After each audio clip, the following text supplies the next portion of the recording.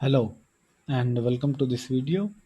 In this video we will learn about few keywords and how they affect loops in Python. Those are pass, continue and break. So suppose we have this loop.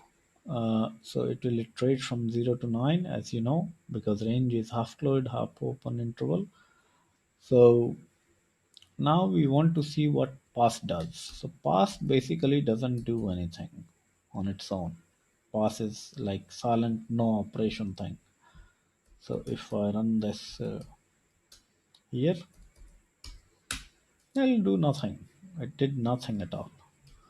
Now, if you want to see whether it did anything or not, you can print it, print I.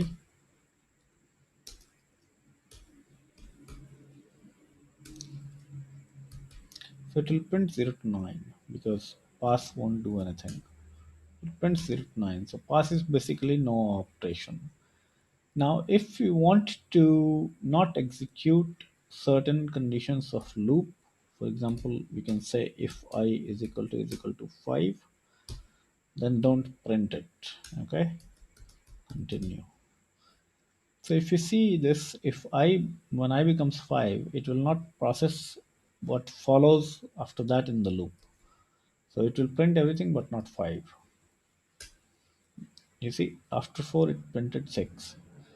Now there is a break also command, so break statement. So if I put a break here, so at when I becomes 5, it will break the loop and exit out of the loop. That means 5, 6, 7, 8, 9 will not be printed.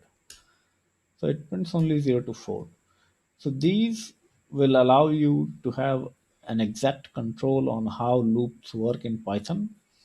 So use them whenever you want. For example, you can also have nested loop for j in range 0, 10. So okay, if I is equal to 5 and j equals to say 5, print I comma j. So when both become 5, it will break the loop. Let's see how it works. So here if you see, it breaks only from the internal loop. It will not break from the external loop.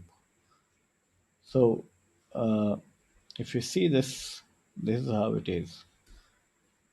If you want to move this to outer side, then it will be much better. It will be clearer to see this. Hang on. So I print that, and if I is equal to 5, oh, this is breaking the outer loop. In the outer loop, it won't be there. So it will break only internal loop here.